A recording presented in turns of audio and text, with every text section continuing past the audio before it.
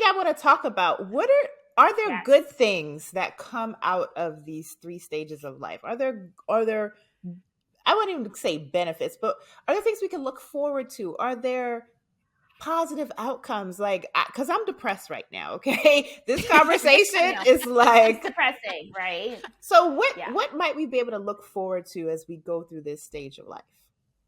Okay, so I'm not gonna lie, I'm not gonna sugarcoat things. Like, I'm not gonna be like, there is something so beautiful about not sleeping and having to pee all night long. It's just, you can commune with you can be communing with the moon at night. You can see what life looks like at nighttime when everyone else is sleeping. No,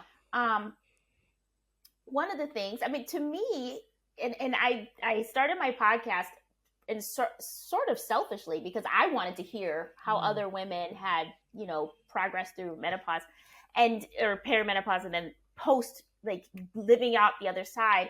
And there was this one woman who actually elected to have a hysterectomy because she did have fibroids and she was having very serious periods. And I think she was like 48 or 49, and she was very convinced that she was never going to have children. She didn't want to have children.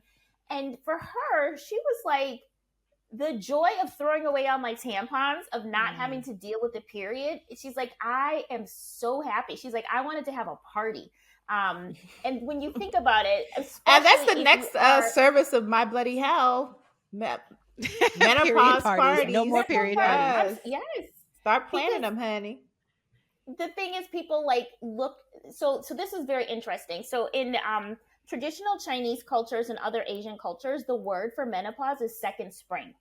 Ooh, and they call it yes. I like that for us. Because it's like your first spring, if you will. You're taking care of your children. You're taking care of your spouse. Their second spring is about taking care of yourself.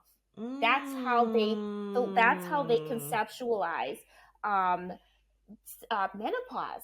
And so in Asian cultures, in traditional Asian cultures, it's a welcome time. It is a welcoming time when you don't have to take care of anybody. You don't have to use your womb for anybody, but your body is your yours. Breasts are your own again. They are not going to be used for anybody else's sucking.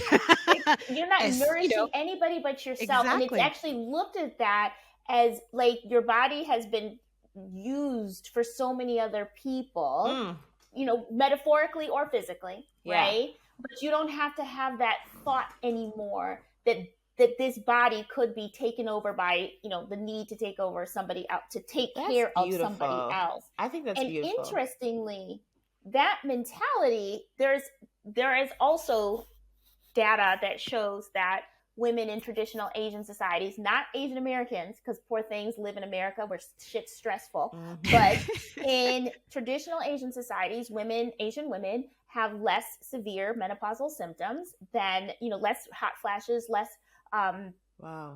sleeplessness, the physical symptoms. And it's a lot of it.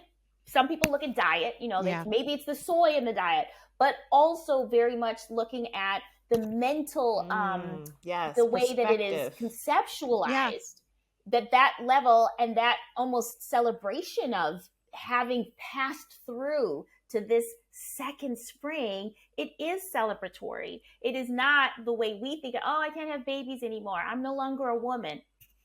Is the only thing that makes you a woman having babies? Right. No.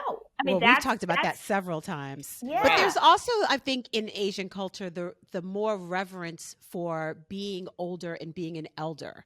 And so passing into that phase, now you're assured to be passed into that phase of being an elder, which is really, really beautiful.